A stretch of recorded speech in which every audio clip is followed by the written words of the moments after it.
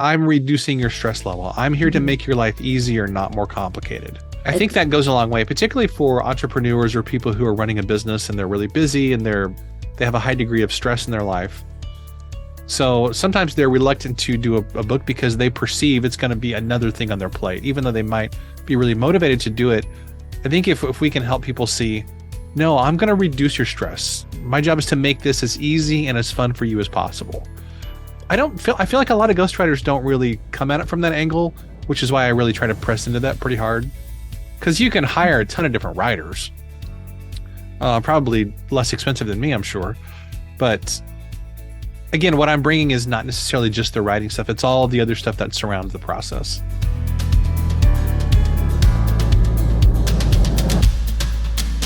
Hey friends, welcome. We talk a lot about different grant writing strategies here on the show, and lately we've done a series where we've talked about quite a few different fundraising strategies. And that is to help your nonprofit build capacity and sustainability. And like I talk about in my TEDx talk, to help you build your ROI, your relevance, your optimization, and your interaction. And once you have your ROI framework in place, you can make a return on impact. Another way that we have not talked about is just good old writing skills, and I have the expert today to help us do just that. This is an area of writing that we have not talked about before. I'm talking with my good friend Kent Sanders. He is a professional ghostwriter, not to be confused with grant writer, but as I've gotten to know Kent, we have found that there are a lot of parallels between ghostwriting and grant writing.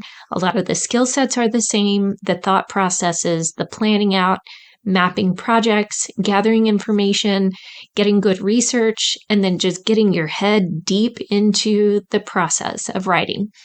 So it's been really fun getting to know Kent the last few months.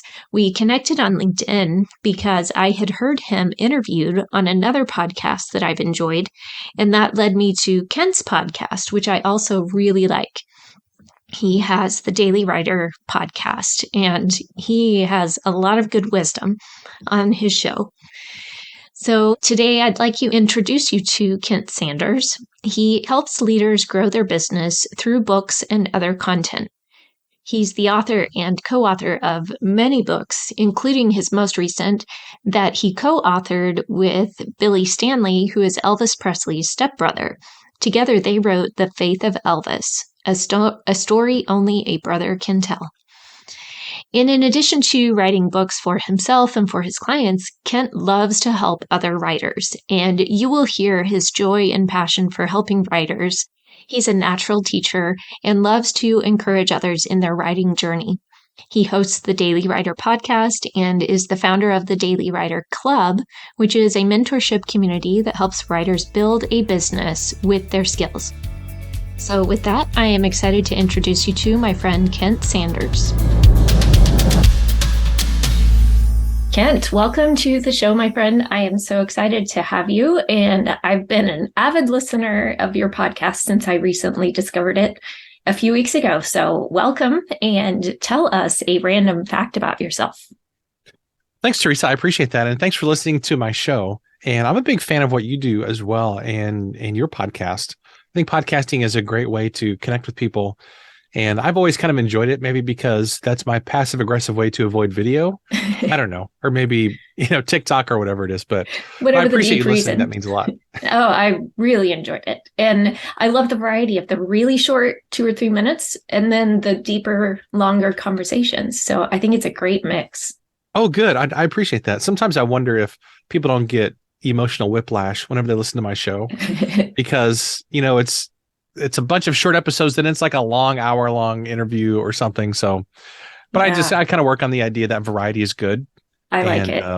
I just made a podcast. I was kind of like, what would I like in a podcast? What would I listen to? Mm-hmm. And I kind of think that's what you create, because then you're going to be more motivated to keep going with it, I guess. So yeah, exactly. And just like anything, it's not going to resonate with everybody. And that's not what you need. You just need the ones that truly hits home and is what they need. As far as a random fact about myself, so I guess this isn't really a random fact, but something that most people don't know about me who kind of know me in my writing slash podcasting slash ghostwriting circle. Most people don't realize that I was involved in music for a long, long time before I got into more of that side of things.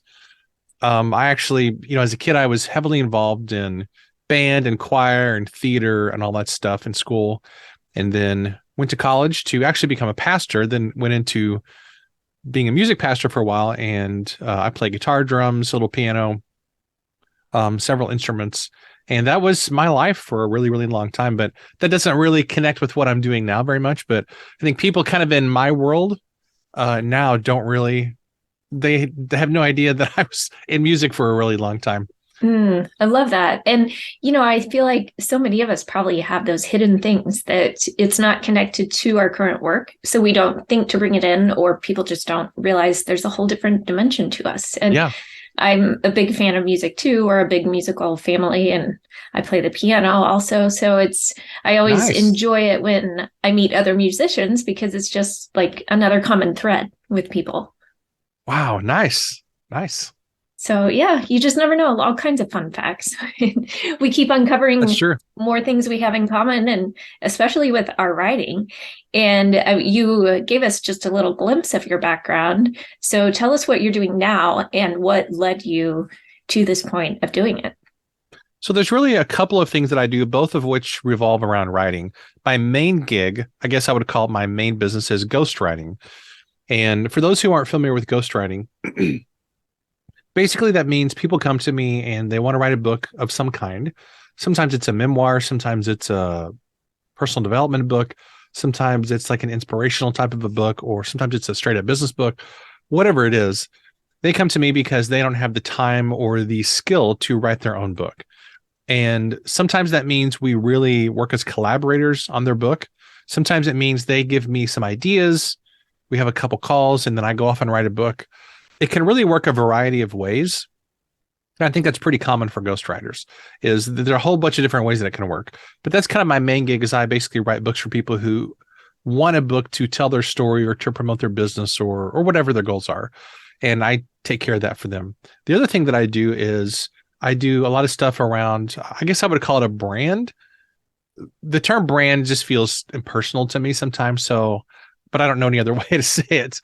So I have a brand, quote unquote, I guess, called The Daily Writer. And that consists of a podcast, which we talked about a minute ago. And that is a daily show.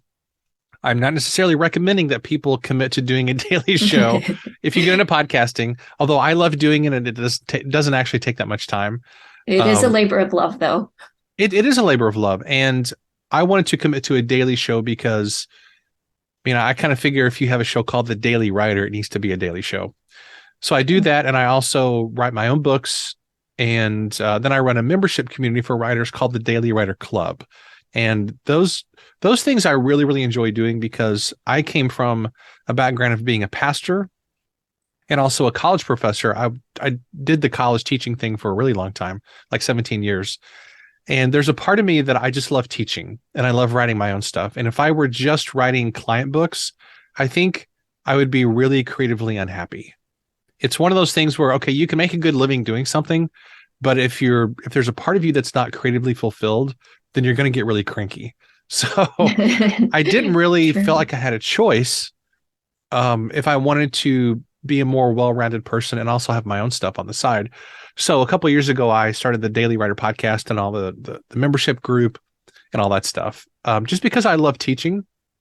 Mm-hmm. And I also didn't want to just do client work in my business. I really believe people should consider multiple streams of income, especially if you're a business owner or an entrepreneur.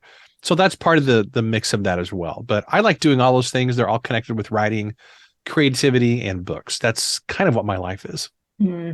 That's a great way to combine all of those passions and gifts and things you're good at and use them to serve others, but in very different capacities. Yet it's really not a stretch. It's very similar, just you're using different creative actions and parts of your brain. Yeah. And one thing that I think sometimes you find with the ghostwriters in particular is that there are some ghostwriters who just write client books. They don't write any books of their own. They don't aspire to do that. They don't want to do that on any level. And I think that's totally if that's what you want to do, then I think that's what you should do. I kind of work on the idea that life is kind of short and you should do the things that you want to do instead of doing what you feel like everybody else wants you to do or what you quote unquote should do. It's like, just do the thing that really excites you and do it in a way that's natural to your personality and to your giftedness and all that. But for myself, yes, I do ghostwriting. That's my main thing, but I love the other stuff because I feel like that makes me a better ghostwriter. So when I talk to clients about their books or whenever we're planning their books or whenever they're thinking about marketing or in some other ancillary things that we could do, then the fact that I've been doing podcasting for a long time. So I'd been doing podcasting since 2013, basically. Mm. The Daily Writer is kind of only the latest iteration of the podcasting journey for me. That's almost 10 years. So the fact that I write my own books. My goodness. Yeah, I know it's crazy. I think that makes me a better ghostwriter because I do all these other things as part of my business. And the cool thing is that ghostwriting for clients makes me a better writer of my own stuff as well. Because with every book that I write, and Teresa, I'm sure this is the case for you, with every grant that you write, you become not just a better writer, but you become a better leader and a better human being. Because now you have this depth of knowledge in a specific field that you didn't have before. And that helps you with every project that you do. So that's why I'm a big advocate of writers doing client work, but also doing their own stuff, because both of those things makes the other side of that better, in my opinion. I love that combination. And that's exactly right. I'm a better grant writer because of the variety of clients I've worked with, because of the different types of projects, but also because I've been teaching it and talking about it so much on the podcast for 2 years now, and working with clients and talking to different people. So I also have that strategic perspective to be able to help them with the strategy side of it. So yeah, it's better all around. And then I can also see my writing itself improving just because of putting in the hours. It's the practice. And that's truly what it takes, which it also requires you to practice. You're committed to this project for a client. You got to get it done. So you're going to do the work and be writing, which continues to make you a better and better writer every time. It does. And I think, what you do and what I do is creative work. I mean, it's under the guise of business, but really it's creative work, because I think all business is creative work. Ultimately, all work is creative work, really. Even the guy who's digging ditches, so there's people 3 or 4 houses down this morning. They are, I guess, these, it's like 2 families. I guess, how it is in a neighborhood whenever one family has like 3 people come in, everybody else in the neighborhood's like, well, since they're here, I may as well have them do my yard too or whatever. So there's 2 or 3 families down the street who are having these guys come and cut down some trees. That is creative work on some level, because it involves thinking and planning and figuring out problem solving. How are you going to take down this big, huge oak tree in somebody's front yard without it crushing their house? That involves a lot of creative work and thinking and solving problems. So I just kind of operate on the idea that we're all doing creative work no matter what it is, which is the same thing in lots of other fields. Like there's some actors who also want to be directors and screenwriters. And there's an interesting mix of things there. There's some musicians who want to be producers as well as performers or studio musicians. And I just like this kind of life of where you have several different things going on, and each one of those things helps you become better in the other areas. I'm so glad you pointed that out, because I think people often have this perception that grant writing is dry and boring and you're just filling out paperwork. And I mean, there's a small degree of that, but largely it's incredibly creative and problem solving. And you've got these nonprofits solving big world problems, and you're trying to spin it into a narrative that is compelling and meaningful, and that helps them get funding to solve the problems. So it really is a lot of problem solving and connecting the dots between the information you're getting and from all the different sources versus what information you need to provide and how you can best present it. So it's a lot of creativity. And then also just thinking through, like you said, we do have different options, and not everybody else's path is what we need to take.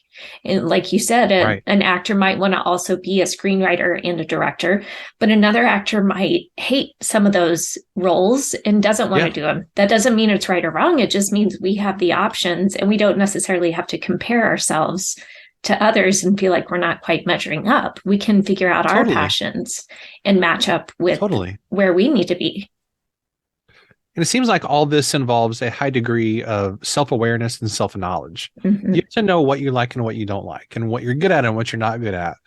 Because if you're doing something that is a skill that you have, but it doesn't make you happy, then you're not really going to be successful at it long term, I don't think. I mean, I guess there are people who are successful long term and they're miserable, but that kind of seems like a terrible way to live. So yeah, and to that point, I would say keep experimenting and keep searching and trying until you do land on those things, and keep searching for who you are and what you're good at. Because I know that's one thing that I do appreciate about getting older, is learning myself better and learning what is in my zone of genius and delight, so to speak, versus which things are just a drudge and which things I'm better off to pass off to someone else who loves to do them.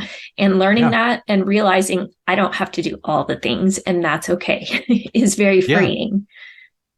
Yeah, it really is.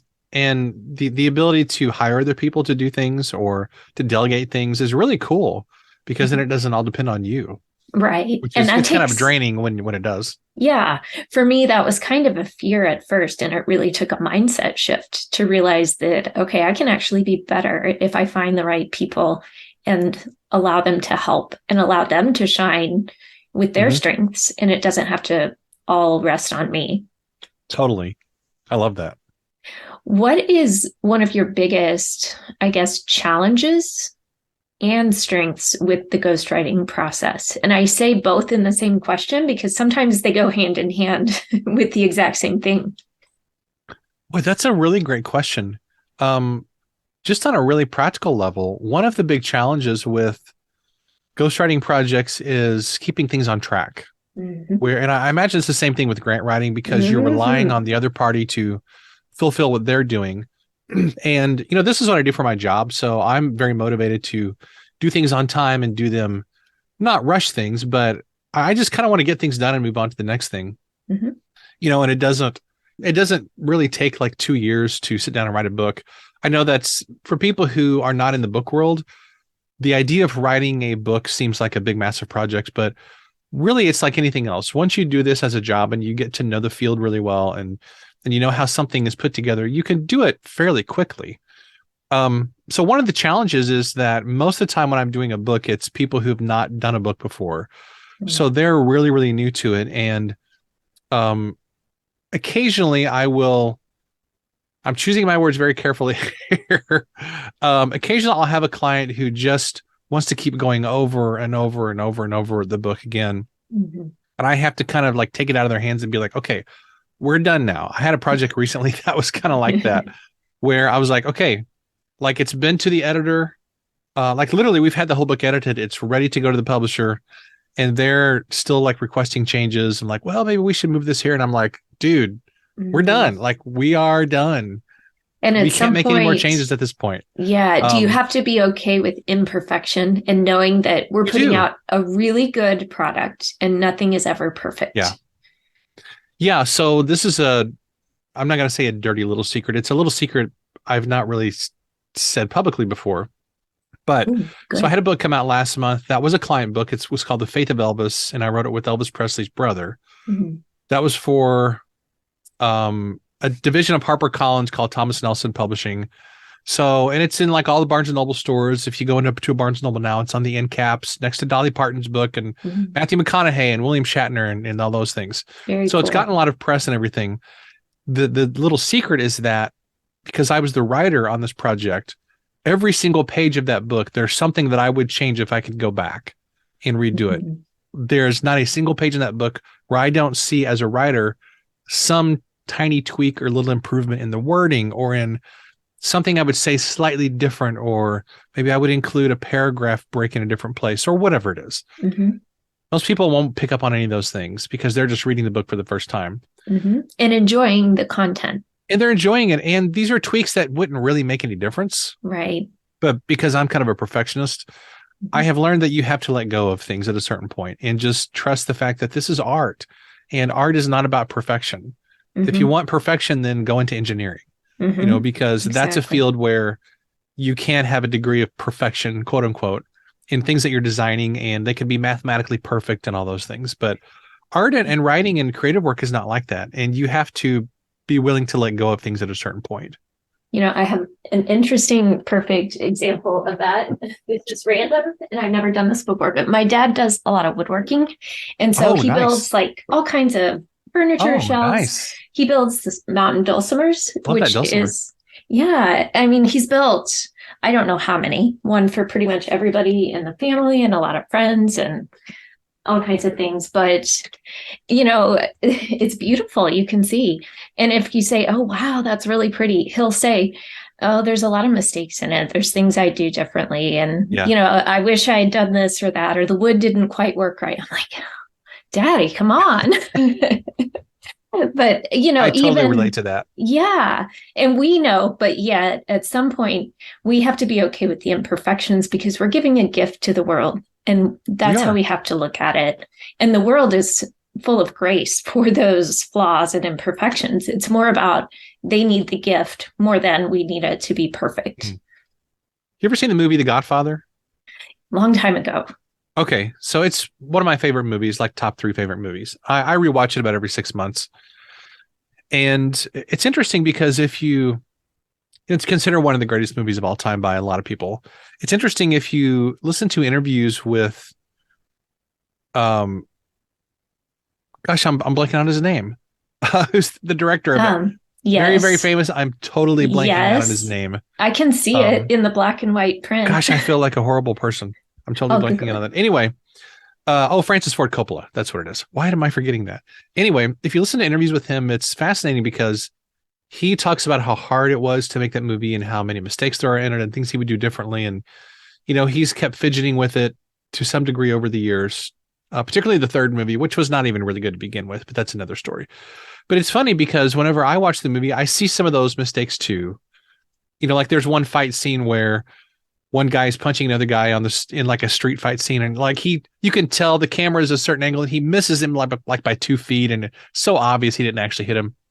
But I find those mistakes endearing, and I wonder if whenever we look at art, even though you might be aware of the flaws and imperfections of it, I find those flaws endearing in other people's work.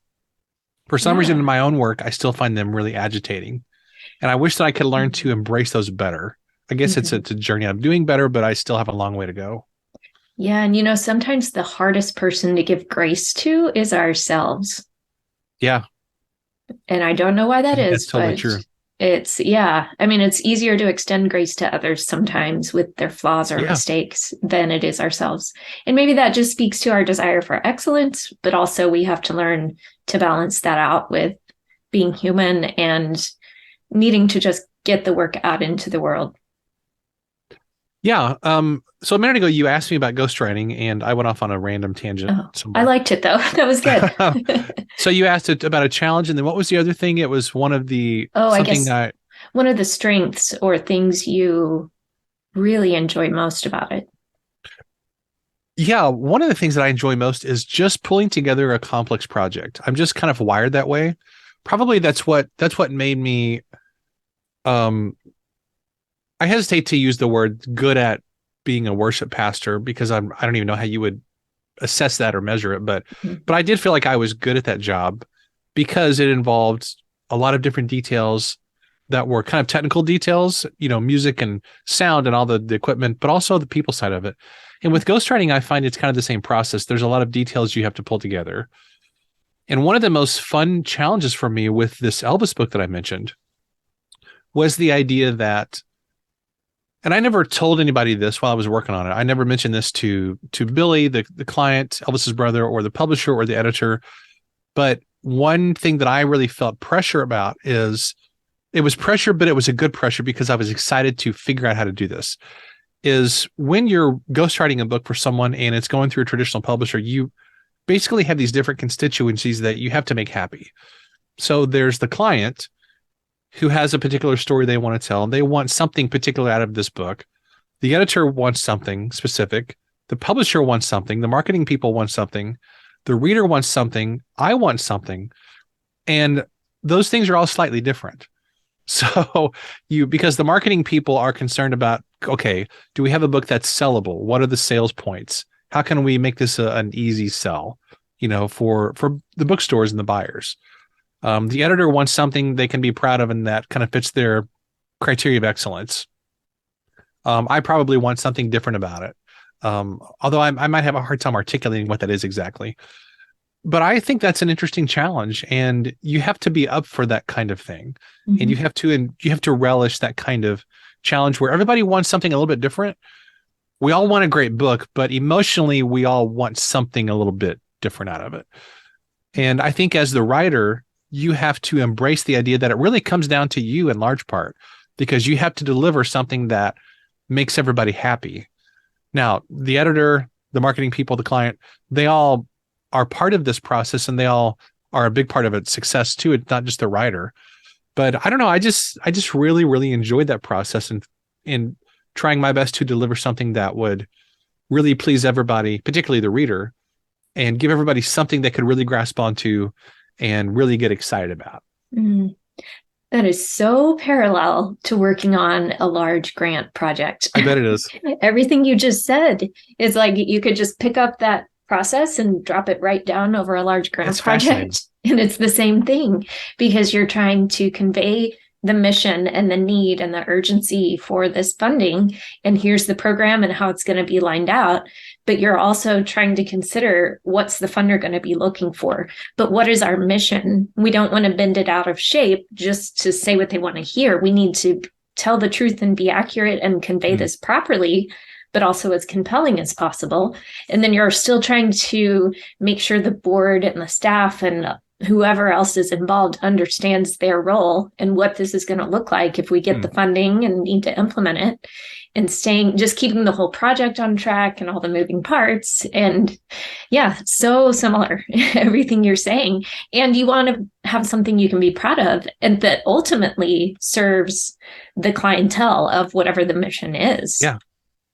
So in a sense, it is kind of ghostwriting, and not in the sense of you're not writing something that somebody else is putting their name on in that exact sense, but it is kind of that sense where you're expressing somebody else's voice, and the idea that this is what their organization or mission is about. These are their concerns. This is what they really want from it. And the person giving the grant or the organization, they want something different from it as well, probably. Yeah, exactly. And essentially it is ghostwriting, because you're writing it on their behalf. The funder that's reading the application doesn't care who wrote it. They just care, who is this about and who is this going to serve? And so really it is, you're very much behind the scenes, but it's a powerful force and a powerful influence that we have. That's really cool. I never really thought about the parallels between these two things. Yeah, I see a lot. I mean, I think we could compare notes all day, even just through our process and some of these complex projects. I don't know about you, but say when I was working on a really large grant project, I used to do some pretty big ones, and there would always be a point, maybe 75 or 80% through the project, where I would just be like, ready to throw in the towel. Like, I am done. This is never going to finish. My head's about to explode. I give up. Like, there would be that point, and it was like, I can't give up. I'm accountable to the client, for this work, for the deadline, all the things. I have to finish it. So I would push through that. And then I would push through the barrier and get to that breaking point where it's like, all the things start to fall into place, like at the end of Solitaire, where it's just And so then it was like finally that tipping point of, okay, we're almost there, and this is really good now. Because there'd always be that point where it's like, I hate grant writing, I can't do this anymore. And then I pushed through, and it was like, oh, that feels so good. I'm so glad we did that. I don't know about you, but for me, there's always that point. And I've learned now, like, okay, I'm going to go through that. It's okay. Just be prepared, keep going. And it's not so bad. I think that's exactly right. I always feel that way in a first draft. So I've got a book right now. We're exactly 3/4 of the way done with the first draft of the book. And I'm feeling that way now with it. It doesn't feel really cohesive yet. It feels like a collection of chapters that I've drafted. It doesn't feel like a whole book yet, because I'm not done with the first draft. Right. So I've kind of realized that the whole first draft feels like a mess because it's supposed to. That's why they call it a first draft or sometimes a rough draft. So I think if you know emotionally going into something that you're going to not feel real good about it for a while, but Hmm. you just have to embrace that and accept that's part of the creative process. Hmm. Yeah. And knowing that now, I'm like, okay, it's kind of like cleaning out a closet. It gets worse before it gets better because you have to Yeah. empty the closet and then your Yeah. room looks like a disaster before you start putting things back together. And so I Yeah. always am like, I don't want the client to see it at this point because they're going to walk in and say, what have you been doing when it's all kind of exploded in a mess? And they're like, can she even write? But I like Yeah. to wait till it gets closer to the end where it's like, okay, have some faith. It's going to be cleaned up and pretty and we'll make you look really good. But it That takes and yeah, getting to that point. that's a great observation. And I think that that is something that I deal with a lot with clients, particularly those who've not done a book project before, because I can make the first draft as good as it possibly can be, but there's always going to be tons of things they see that they don't like or they want to change, which is exactly what I would do if I were in their shoes. In fact, I would be probably worse. So, like if you talk to the people who help me with editing, who edit my stuff or do book layout or graphic design for me, I'm really, really picky. I'm probably not a very good client, and I know I irritate them sometimes because I'm so particular about things. Hmm. So by Same. contrast, my clients are actually super easygoing, but I do have to remind them whenever we do a first draft, I'm like, this is just a first draft. Don't panic. Everything is changeable. This is just a first pass. So don't don't lose your marbles. Right. Because sometimes that happens.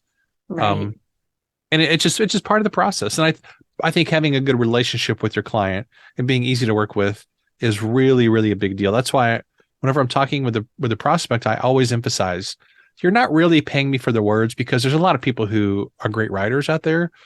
What you're really paying me for is the fact that I'm really easy to work with. I try to be super positive. You know, I deliver stuff early or on time. So you're paying me for the emotional things that I'm bringing to the project, but also being on time and all that stuff. So What a great way to frame it. Because a lot of times you don't know what a person's going to be like until you actually start you working don't, with them. And I you think don't. we probably underestimate or under convey, so to speak, our value sometimes in that That's a regard. great And point. we forget to define that, hey, I am going to be passionate about your cause. I'm going to focus in on this and I'm going to help you be as good as you possibly can. And we forget Yeah, that that has value. yeah, I think it does. And if we can emphasize the fact we're at least with ghostwriting that I'm reducing your stress level. I'm here to Mhm. make your life easier, not more complicated. That's worth a I lot. think that goes a long way, particularly for entrepreneurs or people who are running a business and they're really busy and they have a high degree of stress in their life. So sometimes they're reluctant to do a book because they perceive it's going to be another thing on their plate, even though they might be really motivated to do it.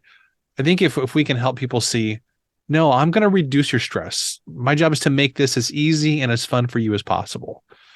I feel like a lot of ghostwriters don't really come at it from that angle, which is why I really try to press into that pretty hard.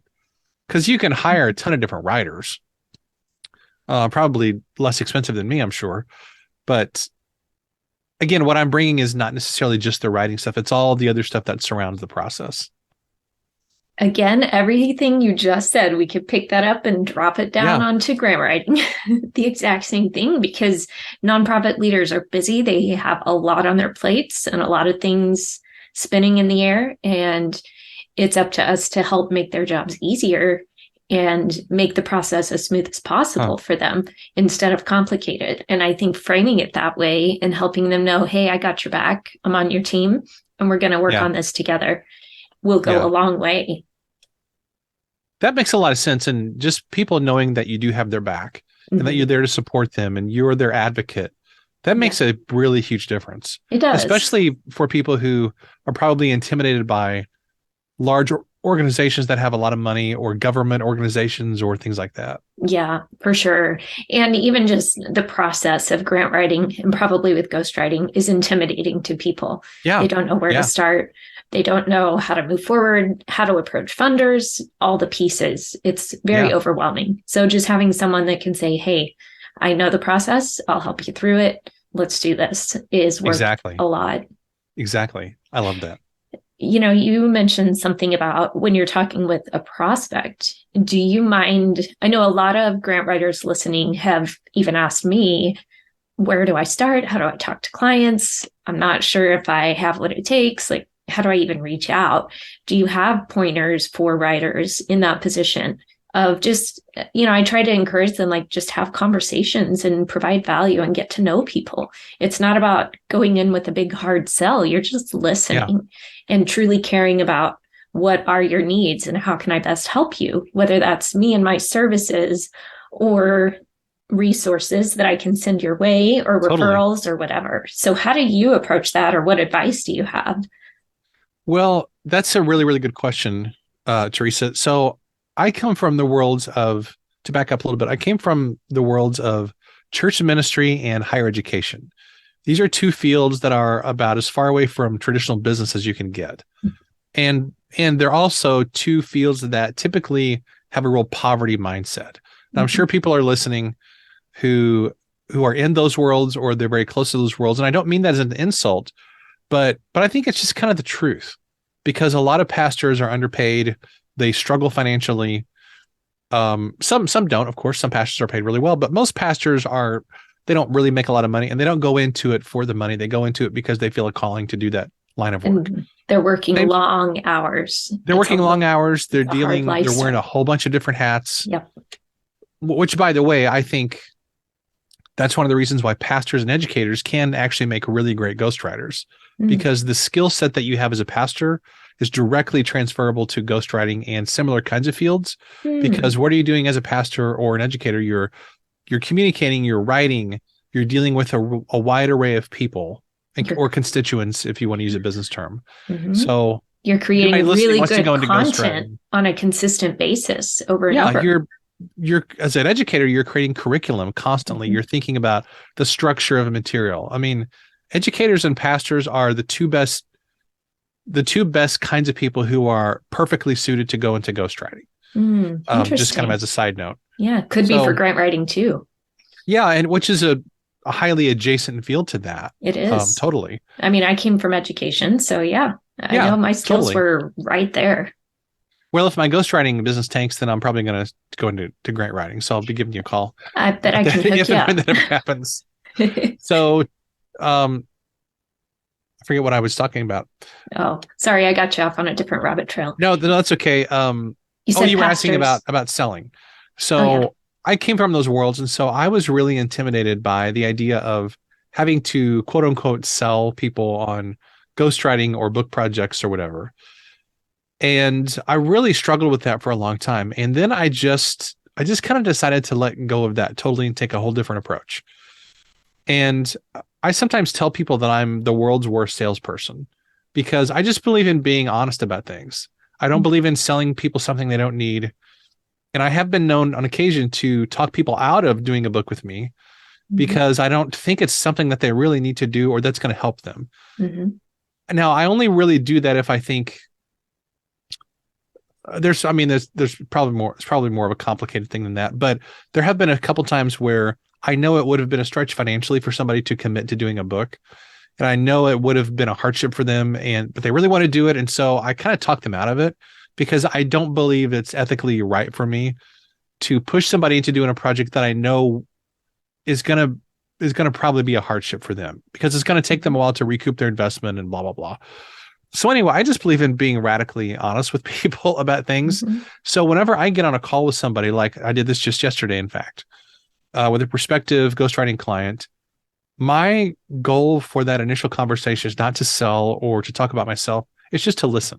And I think this is where, if you come from a background of being like a therapist or a counselor or a pastor, you're used to listening a lot and doing kind of counseling or advising with people. And that's a skill that is really, really useful in ghostwriting. I think half of ghostwriting success has nothing to do with writing or any of that stuff. It really has to do with listening and being empathetic and being aware of the emotions that somebody's bringing to the table and what their story is. So on that first call, I just ask a lot of questions, and I try to ask questions that help me to understand somebody's goals for their life or for their business or whatever the book project is designed to help them achieve in their life. Because I think a book should help you get more of what you want in your life or your business. It's not just a random thing we want to put out there. A book is about getting you something, whether that's more business or telling your story or leaving a legacy or whatever. A book is just a vehicle to get something else. There's nothing magical about a book on its own. It's designed to have some sort of an impact or bring a result of some kind, whatever that is. So I just try to listen a lot and I ask questions, and, we always get to, what are your fees? And that varies depending on the project, of course. How does the process work? They always ask about that, of course. And we can talk about that, but I just try to listen and ask questions and be really curious. Mm-hmm. And if I can get them talking about their vision and what's going on in their life and what they're excited about and the ideas they have for a book, that to me is really, really helpful. So I just I try to just shut up and listen, Mm-hmm. And that seems to be something that works with my personality pretty well.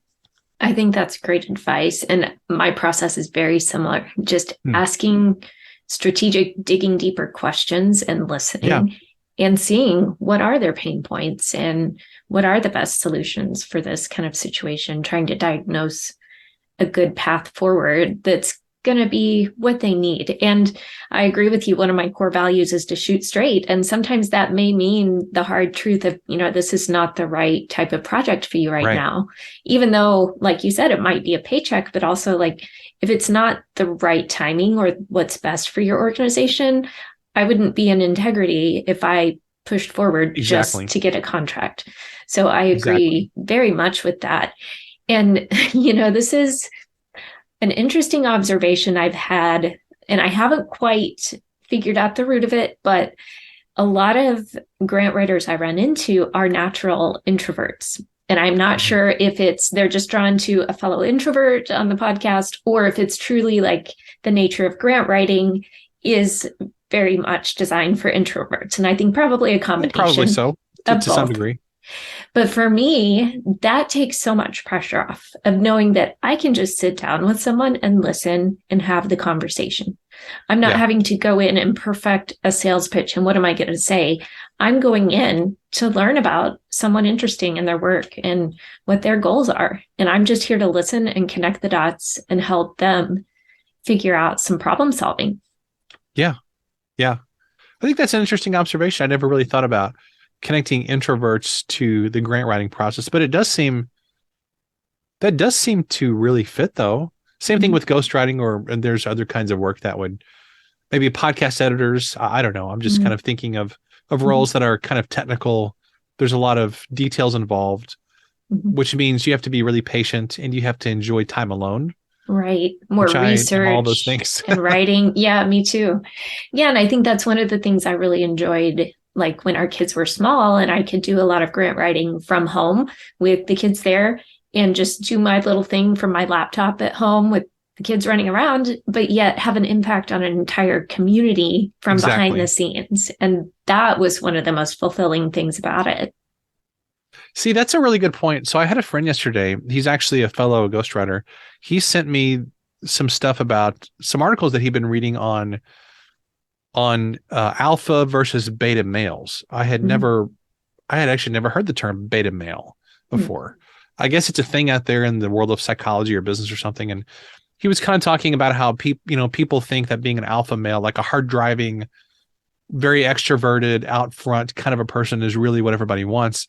But then we were talking a lot and thinking about the value of not necessarily having to feel the pressure to be that person. I think there's a lot of value to being a person who enjoys being behind the scenes and who can run the details of something and who can bring all the different things together and think through all the logistics of things, because nothing happens without those people. Right.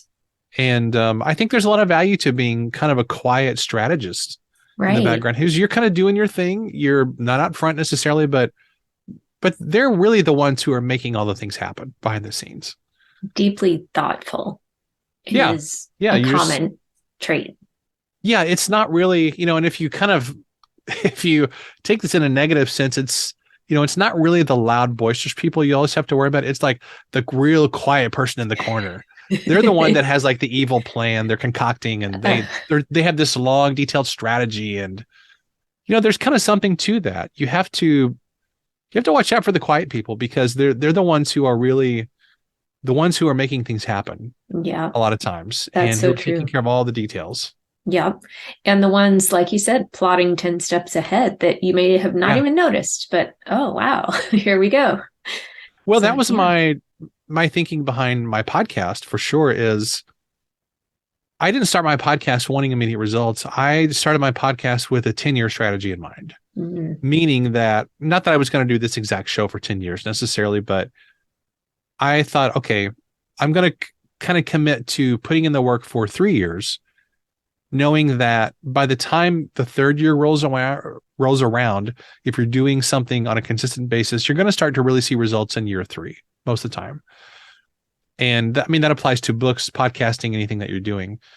And then by year 10, if you've kind of played your cards right, you're going to have crazy wild success, hopefully, if you've really stuck with it and done the things that you need to do. So I think thinking in terms of like a 3 or a 5 or a 10-year plan can be really, really valuable. But Mhm.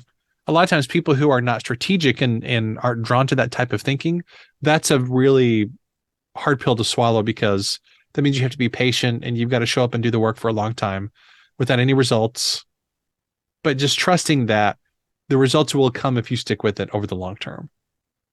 What a good reminder, and exactly true with the grant strategy process. Hmm. Nonprofits need to take that longer view because grants are not overnight funding. It's a long process. And the longer you're willing to look at that as a long term strategy and a marathon, as opposed to a microwave hot pocket, you're going to Hmm. be so much more successful with that Wow. and taking that approach.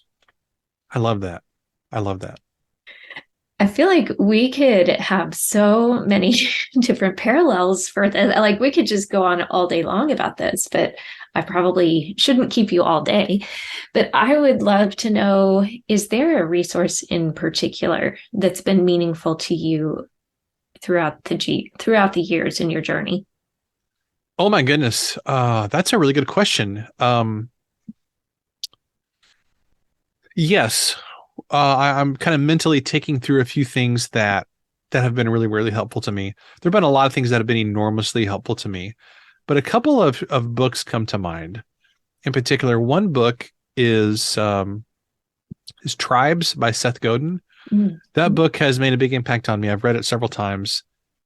And I think that came out in 2008. So it's an older book at this point, but it's a little short book. And he talks about the value of bringing people together and how you can create your own tribe.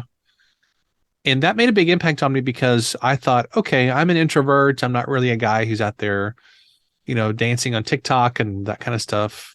Nobody needs to see that unless it's a horror movie. But I can do something that can build a tribe of people. And really that was the thinking behind the whole Daily Writer Club, of doing a group and a podcast of trying to build something that had legs and that I knew could help people. So that was really encouraging to me. Another book that's kind of in the same vein, in a sense, is a book called Anything You Want by Derek Sivers. And he's the guy who founded CD Baby years and years ago, was very successful with that. He's written several books since then, but this was kind of his landmark book. And I think it might have been his first book. It's called Anything You Want. And I think the subtitle is 40 Lessons for a New Kind of Entrepreneur, or something to that effect. It's a little bitty short book, and I love short books, by the way. And it's great because he just talks about the idea that you can create whatever the heck you want. You have the freedom to do that. And he talks about ways that he did that in his career, and the value of kind of thinking differently than everybody else and not doing all the same things everybody else is doing. And I really resonated with that idea. So those are two books that immediately come to mind. Then I'll throw a third one out there too, and that is Ryan Holiday's Material. So he's the guy behind the Daily Stoic, which is a hugely successful. I mean, I guess it's a podcast. It's tons of different books on Stoicism, the ancient philosophy of Stoicism. It's all kinds of different stuff. But I really love what he has built in terms of a business, because he's taken a central idea and he spun off a really successful podcast and lots of books and lots of cool products. In fact, I've got one of his products right here, one of his Daily Stoic medallions. Mm. It's got Marcus Aurelius on the front, ancient Roman emperor who was a really important figure in Stoicism. Waste no more time arguing about what a good man should be one. That's inscribed on the back. And I just love it because I know he's selling me a $30 coin or whatever it cost. I know what he's doing with the marketing behind it. He's a marketing genius, but I love his products because they're really thoughtful and they're really good. And so I like how he's built his business. And that actually was the model for what I'm trying to do with the Daily Writer. Literally the way that this idea came to me is I was reading his Daily Stoic book one day. This is about 3 years ago, maybe 2.5 years ago. And I thought, man, I really like this book. It's a daily thing for a year, little short meditations for a whole year. Why isn't there something like this for writers? And it dawned on me, well, if there's not, I guess that means that I'm going to have to create it. And I thought, well, okay, I think this is my new project. I totally ripped off the name. That's where the Daily Writer concept came from the Daily Stoic. Sure. So that's why I model my podcast that way, or that's why I structure it that way. I'm working on a book called The Daily Writer that comes out in June. Same structure. That's where it all came from. So I think there's something to be said for choosing somebody as a model who has already built the thing that you want to build, and not having to create everything from scratch. You just see what they're doing and see what you like, and then borrow those ideas and apply it to whatever you're doing. I think all of us have done that and probably need to do more of that. Sure. And being able to tweak that and make it our own unique spin on things. We don't necessarily have to start from scratch. We can totally pick and choose from other sources and then make it into something completely new. Yeah. Yeah. So good. Well, I know you and I could talk all day because we've had some pretty long conversations before, which I always enjoy. But thank you so much for sharing your wisdom and encouragement and just creative process with us. It's always fun to go behind the scenes, especially something so parallel, because I feel like our processes, our work, our reason for wanting to get work out in the world is so similar, and it's inspiring. And thank you for sharing it. Tell us where we can connect to learn more. And if people want to reach out, how can they get a hold of you? Sure. My main website is dailywriterlife.com. That's all the stuff related to the Daily Writer. That's dailywriterlife.com. If anybody's interested in checking out the Daily Writer Club, that's a membership group for writers. There's a link to that on the site as well, or they can just go to dailywriterclub.com. My main website is kentsanders.net. That's where you can go to find more info about ghostwriting and other services and blog posts and all those kinds of cool things. Okay, very good. I will link to everything in the show notes, of course, and hopefully people will check it out. So thank you so much, my friend. This has been fantastic, and we'll have to do it again sometime. Absolutely. I'm looking forward to having you on my show as well. I can't wait. All right. We'll talk to you soon. Okay. Thanks, Teresa. All right. How did you like Kent's writing tips and advice today? If you have done any grant writing and in your nonprofit work, could you see a lot of parallels here between the work we do? I thought it was just fascinating. There are so many similarities that we kind of geek out on each other's stuff, which is funny.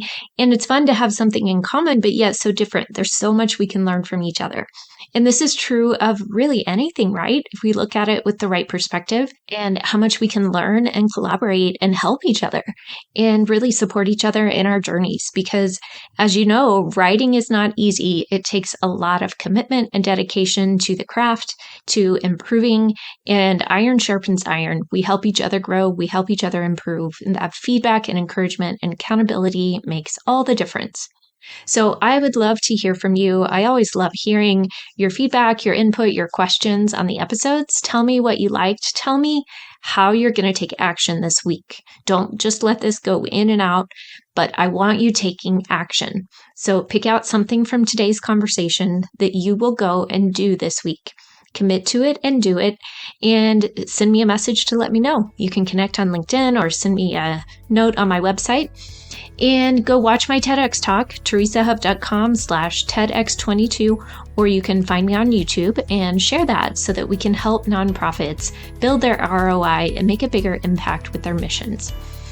If you are on the fence about whether you have what it takes to be a grant writer, go take my free quiz at teresahuff.com/quiz, and I'd be happy to answer questions that you have. All right, friends, go take action, go make a difference around you this week, and go change your world.